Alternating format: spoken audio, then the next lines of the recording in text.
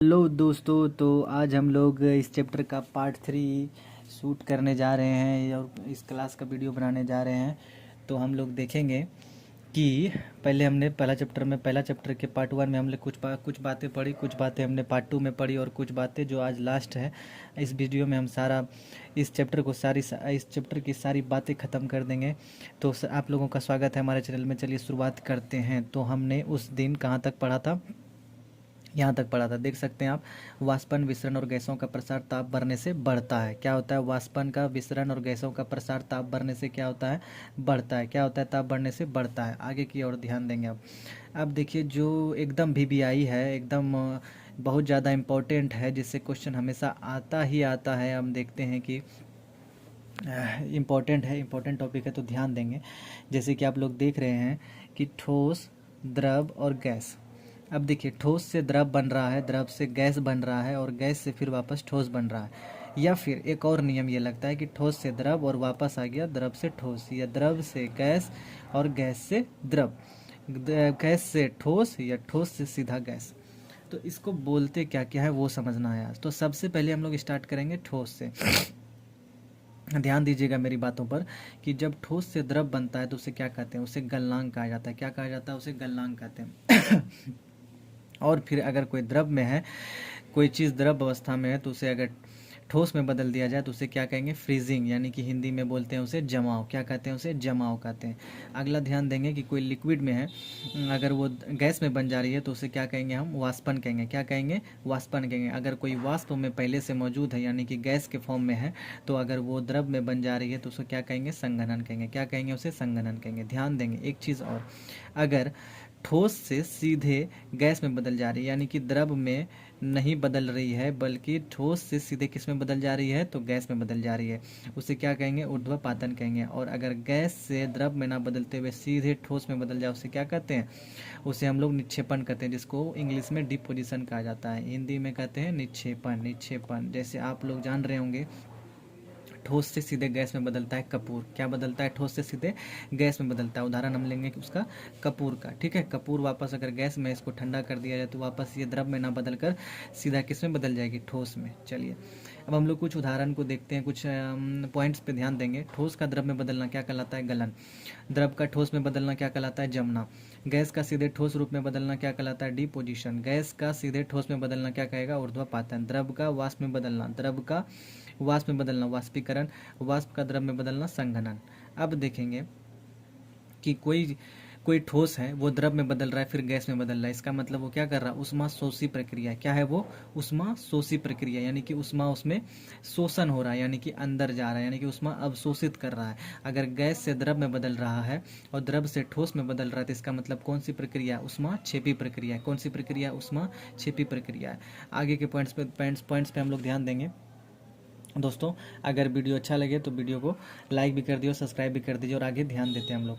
क्वथनांक से, ये देखिए अगला पॉइंट्स है, क्वथनांक से कम तापमान पर द्रव के वाष्प में परिवर्तित होने की प्रक्रिया को वाष्पीकरण तथा क्वथनांक पर या क्वथनांक से ऊपर के वाष्प में बदलना वाष्पन कहलाता है। क्या कहलाता है?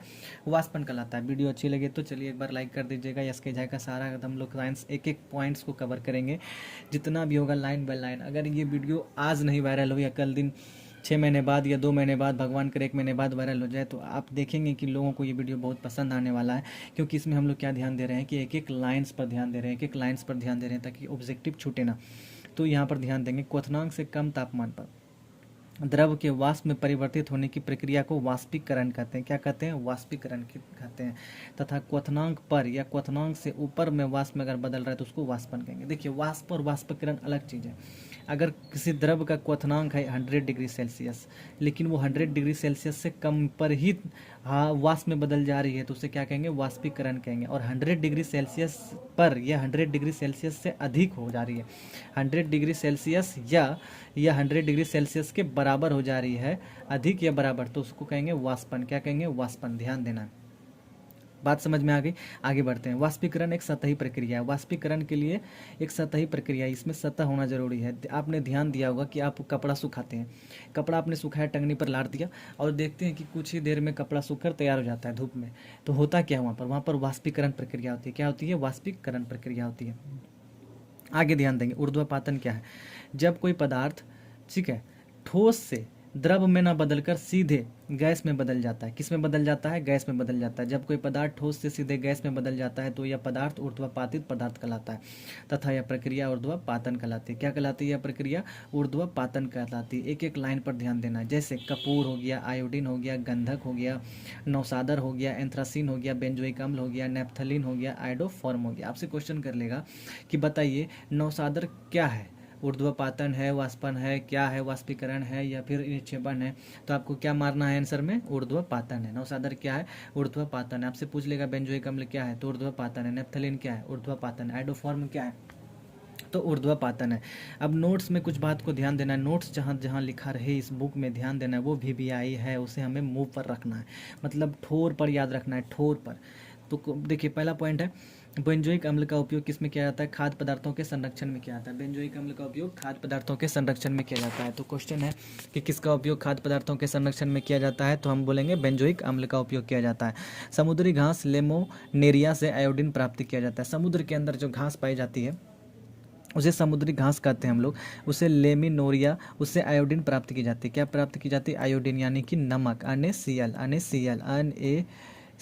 ठीक है, बात समझ में आ रही है? समुद्र के पानी से सोडियम प्राप्त किया जाता है, अर्थात समुद्र के पानी में क्या होता है? सोडियम होता है। सीधी सी लाइन है, इसको तो समझाने का कोई ज़रूरत भी नहीं है आपको कि समुद्र के पानी से सोडियम प्राप्त किया जाता है। क्या किया जाता है बाबू?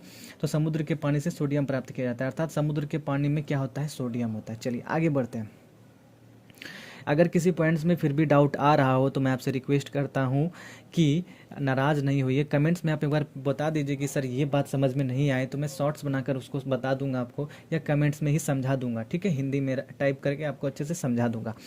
उच्च दाब या निम्न ताप पर गैस क्या हो जाती है? संघनित हो जाती है। आगे का टॉपिक हमारा ये है कि उच्च दाब और निम्न ताप पर क्या हो जाती है? चीज़ें संघनित हो जाती है। उच्च दाब और तथा निम्न ताप पर गैस क्या हो जाती है? संघनित हो जाती है। उच्च दाब तथा निम्न ताप पर क्या होती है? गैस संघनित हो जाती है। उच्च दाब और निम्न ताप होना जरूरी है। दाब उच्च हो और ताप निम्न हो। दाब हम बढ़ाएंगे, दाब को बढ़ाते जाएंगे, उच्च करते जाएंगे, दाब को क्या करते जाएंगे? उच्च करते जाएंगे, लेकिन ताप हमारा निम्न होता जाएगा तो गैस संघनित हो जाएगा। और एक चीज़ और होगा, जब गैस संघनित हो जाएगा तो क्या होगा? वो ठंडा हो जाएगा। क्या हो जाएगा? वो ठंडा हो जाएगा, क्योंकि ताप को हमने कम कर दिया, सिर्फ दाब बढ़ाया है। क्या किया है? दाब बढ़ाया है। ठीक है, भार अगर नाइट्रोजन है और हीलियम है तो किस में सबसे ज़्यादा भार होगा? तो नाइट्रोजन में होगा। भार का किसका होगा अधिक? नाइट्रोजन का होगा। हीलियम का कम होगा। हीलियम नहीं, हीलियम, सॉरी हो गया, सॉरी मिस्टेक हो गया। प्रथम सबसे हल्की गैस कौन है? तो हाइड्रोजन है। द्वितीय सबसे हल्की गैस हीलियम है। सबसे हल्की गैस प्रथम यानी कि 1 नंबर पे आता है हाइड्रोजन, दूसरे नंबर पे आता है हीलियम। दूसरे नंबर पे कौन आता है? हीलियम आता है। पहले नंबर पे हाइड्रोजन है। हाइड्रोजन को आवारा गैस भी कहा जाता है। हाइड्रोजन को क्या कहा जाता है? आवारा गैस भी कहा जाता है। हाइड्रोजन गैस अधिक ज्वलनशील होता है। हाइड्रोजन गैस क्या होता है? अधिक ज्वलनशील होता है। वायुयान की टायरों में भरी जाती है। कौन सी गैस भरी जाती है वायुयान के टायरों में? ध्यान देंगे, हीलियम, ना कि हाइड्रोजन। हल्की होती है फिर भी, लेकिन हीलियम भरी जाती है, क्योंकि हाइड्रोजन गैस अधिक ज्वलनशील होता है। क्या पता विस्फोट कर जाए, बहुत सारे यात्री होते हैं, उनकी जान पर जोखिम आ जाएगा, उनकी जान भी जा सकती है, या फिर उनको बहुत सारी दिक्कतें हो जाएगी, कुछ भी हो सकता है। इसीलिए हाइड्रोजन गैस ना भरकर हीलियम गैस को भरा जाता है। गुब्बारों में भरी जाती है हीलियम। कृत्रिम रूप से सांस लेने के लिए अस्पतालों में जो प्रयोग होता है, ऑक्सीजन उसमें क्या रहता है? ऑक्सीजन के साथ साथ हीलियम भी रहता है, और वो पानी द्रव अवस्था में होती है। वो पानी क्या होता है? द्रव अवस्था में होती है। कम गहराई पर समुद्र में जाने पर हमें क्या प्राप्त होता है? ऑक्सीजन के साथ साथ नाइट्रोजन भी प्राप्त होता है। ऑक्सीजन के साथ साथ हमें नाइट्रोजन प्राप्त होता है कम गहराई में। अगर समुद्र के अंदर आप जा रहे हैं, अगर 200-400 फीट तक पहुंच गए, यानी कि अभी कम गहराई में ही गए हैं, तो आपको ऑक्सीजन और नाइट्रोजन मिलेगा। लेकिन अब अधिक गहराई में समुद्र में चले जाते हैं तो वहाँ आपको ऑक्सीजन और हीलियम मिलेगा। ऑक्सीजन और हीलियम, ऑक्सीजन और हीलियम, याद रखिए। अगर नज़दीक ही है, कम गहराई पर है, तो ऑक्सीजन के साथ साथ क्या मिलेगा आपको? नाइट्रोजन भी मिलेगा। क्या मिलेगा आपको ऑक्सीजन के साथ साथ? तो ऑक्सीजन के साथ साथ आपको नाइट्रोजन मिलेगा कम गहराई पर। ठीक है, कम गहराई पर, ये कम है। अगर गहराई ज़्यादा रहेगा तो O2 के साथ आपको क्या मिलेगा? हीलियम मिलेगा। अधिक गहराई पे, अधिक गहराई पे, अधिक गहराई पे ध्यान देंगे इस बात को। क्वेश्चन इससे आया हुआ है कि O2 + N2, O2 + H, कहाँ? कम गहराई वाले पे O2 + N2 मिलेगा, O2 + H मिलेगा अधिक गहराई वाले पे। ठीक है, बात समझ में आ गई। अब देखेंगे फुटबॉल में भरी जाने वाली गैस कौन है? नाइट्रोजन। नाइट्रोजन N2, ये जो N2 है ये क्या है? नाइट्रोजन गैस है। नाइट्रोजन गैस है। कौन सा गैस है बताइए आप लोग? ठीक है, नाइट्रोजन गैस है। Nitrogen gas. सबको समझ में आ रहा होगा। उम्मीद करता हूँ ये वीडियो आपको पसंद आया। अगर पसंद आए तो वीडियो को लाइक भी कर दीजिएगा। आगे देखते हैं। अब हम लोग लास्ट पे हैं। तेल के नमूने को लंबे समय तक ताज़ा रखने के लिए प्रयोग होता है हीलियम और नाइट्रोजन का। हीलियम और नाइट्रोजन का, हीलियम और नाइट्रोजन को, तेल के नमूने को, तेल से बना कोई चीज़ है उसको अगर लंबे समय तक हमको ताज़ा रखना है, क्या करना है, उसको ताज़ा रखना है, तो क्या चीज़ का प्रयोग करेंगे? हीलियम और नाइट्रोजन का प्रयोग करेंगे। किसका प्रयोग करेंगे? हीलियम और नाइट्रोजन का प्रयोग करेंगे। यदि दो गुब्बारों में हाइड्रोजन और ऑक्सीजन के समान अणु भरे हुए हो और उनमें एक साथ छेद कर दिया जाए तो हाइड्रोजन से भरा गुब्बारा पहले संकुचित होगा, ठीक है, क्योंकि हाइड्रोजन हल्का होता है हीलियम से, ऑक्सीजन से भी। अस्पतालों में कृत्रिम रूप से सांस लेने के लिए ऑक्सीजन तथा हीलियम का प्रयोग किया जाता है, जो पात्र में द्रव अवस्था में होती है। ये आपको पहले पढ़ा दिए हैं, किस में होती है? द्रव अवस्था में होती है, द्रव अवस्था में होती है। Cold drink, fizz soda, lemon soda, club soda द्रवों में गैस का मिश्रण है, ठीक है, गैस का मिश्रण होता है। दाब भरण प्रणाली, एलपीजी गैस भरना, इसमें दाब के द्वारा गैस भरा जाता है। पंप भरण प्रणाली, जैसे पेट्रोल का भरना। अब पेट्रोल पंप जाते हैं, उसको क्या बोलते हैं? Petrol pump. ये पंप भरण प्रणाली है। और एलपीजी में जो गैस भरा जाता है वो दाब भरण प्रणाली है। दोनों में अंतर है, दोनों में अंतर है। एक में दाब भरण प्रणाली है। मैं रिपीट कर दे रहा हूँ, वीडियो लंबी हो जाएगी, कोई बात नहीं है, बस चीज़ याद होना चाहिए। जो ऑब्जेक्टिव पढ़ा रहे हैं, जो लाइन समझा रहे हैं, जो टॉपिक समझा रहे हैं, वो समझ में आना चाहिए, ठीक है। तो ध्यान देंगे, एलपीजी गैस का भरना क्या है? दाब भरण प्रणाली है। पेट्रोल का भरना क्या है? पंप भरण प्रणाली। पेट्रोल पंप, नाम से याद रखना, पेट्रोल पंप, पंप भरण प्रणाली। कोल्ड ड्रिंक में कार्बन डाइऑक्साइड गैस भरी जाती है। क्या भरी जाती है कोल्ड ड्रिंक में? CO2 gas. कौन सी गैस भरी जाती है? बोलिए आप लोग। CO2 गैस, कमेंट्स में लिखिए। जो जल से अभिक्रिया करके कार्बोनिक अम्ल का निर्माण करती है। जो जल से अभिक्रिया करके क्या करती है? कार्बोनिक अम्ल। कार्बोनिक अम्ल का फार्मूला क्या होता है? H2CO3, सॉरी, H2CO3 क्या होता है? कार्बोनिक अम्ल का फार्मूला H2CO3 क्या होता है? कार्बोनिक अम्ल का फार्मूला H2CO3 क्या होता है? कार्बोनिक अम्ल का फार्मूला H2CO3। तो कोल्ड ड्रिंक में कार्बन डाइऑक्साइड गैस भरी जाती है, जो जल से अभिक्रिया करके कौन सा अम्ल बनाता है? कार्बोनिक अम्ल। याद रखना है, कार्बोनिक अम्ल। गैस का द्रवण निम्न ताप एवं उच्च दाब पर सुगमता से संपन्न होता है, ठीक है। हाइड्रोजन और हीलियम से भरा गुब्बारा कुछ ऊंचाई पर जाने के बाद फट जाता है, फट जाएगा। अगर फट जाता है, मान लेते हैं फट जाता है, क्यों फट जाता है ये नहीं जानना है, क्यों फट जाता है। मान लो फट जा रहा है तो सबसे पहले कौन फटेगा और सबसे अधिक दूर कौन जाएगा? तो हाइड्रोजन सबसे हल्का होता है, तो हाइड्रोजन सबसे अधिक दूर जाएगा और सबसे पहले फटेगा, ठीक है। N2 सबसे कम ऊपर जाएगा, क्योंकि ये इसके तुलना में, ठीक है, हल्का नहीं होता है उतना जितना ये हल्का होता है। लेकिन ये जो है विस्फोटक होता है, ये फट जाएगा, ये पहले जाके फटेगा। ये सबसे कम ऊपर जाएगा और अधिक दूरी पर नहीं जा पाएगा, सबसे कम दूर जाएगा, लेकिन ये फटेगा भी कम देर से, ठीक है। ध्यान में सब बात आ गया। अब देखना है पदार्थ और उसका क्वथनांक। जैसे शुद्ध पानी है, आपको शुद्ध पानी मिला है, एकदम शुद्ध है, प्योर, एकदम प्योरेस्ट वाटर आपके हाथ में है, तो वो 100 डिग्री सेल्सियस पे क्वथनांक पे आ जाएगा, ठीक है। अगर अशुद्ध पानी, हल्का सा उसमें कुछ गंदगी मिला हुआ है, तो वो 100 डिग्री सेल्सियस से ज़्यादा होगा, तभी वो क्वथनांक पर जाएगा, यानी कि गैस में बदलना प्रारंभ होगा। क्वथनांक होता क्या है? क्वथनांक समझेंगे साफ। आपके पास वाटर है, ठीक है, आप उसको भाप दे रहे हैं, क्या दे रहे हैं? उसको भाप देना स्टार्ट कर दिए, भाप दिए 99 डिग्री सेल्सियस तक इसमें क्वथनांक नहीं होगा। जैसे 99.9 होगा तो भी उतना नहीं असर दिखेगा आपको, लेकिन जैसे 100 डिग्री सेल्सियस हो जाएगा शुद्ध पानी में, वो क्वथनांक होने लगेगा, यानी द्रव से सीधा किस में बदलने लगेगा? गैसीय अवस्था में बदलने लगेगा। द्रव से किस में बदलने लगेगा? गैसीय अवस्था में बदलने लगेगा। लेकिन अशुद्ध पानी रहेगा तो 100 डिग्री सेल्सियस से ज़्यादा टेम्परेचर चाहिए। भारी जल, जिसको D2O कहते हैं, D2O का उपयोग किस में होता है? मंदन के रूप में उपयोग किया जाता है। किस में? मंदन के रूप में उपयोग किया जाता है। आगे मैं पढ़ाऊंगा आपको मंदन क्या है, क्यों होता है, ठीक है। इसके लिए, इसको क्वथनांक करने के लिए, यानी कि उसको गर्म करने के लिए, क्वथनांक गैस के रूप में लाने के लिए 101 डिग्री 4 डिग्री सेल्सियस का जरूरत है। ईथर के लिए 34 डिग्री सेल्सियस ही चाहिए, कम से कम। वर्षा का जल, आसुत जल विद्युत का कुचालक है। देखिए, वर्षा का जल जो होता है वो विद्युत का कुचालक होता है। क्वेश्चन आया था कि वर्षा का जल विद्युत का सुचालक होता है या कुचालक होता है, ठीक है, या दोनों होता है। तो कुचालक होता है। क्या कहेंगे हम लोग? साफ रूप से यही कहेंगे कि वर्षा का जल विद्युत का कुचालक होता है। प्रेशर कुकर के अंदर खाना जल्दी पक जाता है, क्योंकि कुकर के अंदर जब ताप बढ़ता है तो तापमान लगभग 125 डिग्री सेल्सियस से 130 डिग्री सेल्सियस हो जाती है। देखिए, बात को समझिए। आपके हाथ में प्रेशर कुकर है। क्या है आपके हाथ में? प्रेशर कुकर है। उसको आप खाना चढ़ाते हैं, चावल दाल चोखा चढ़ाता है यहाँ का स्टूडेंट पटना का, देखते हैं कि वो तुरंत एक ही में चढ़ा दिया और आधा 1 घंटा में तीनों चीज़ बन के तैयार है। क्यों?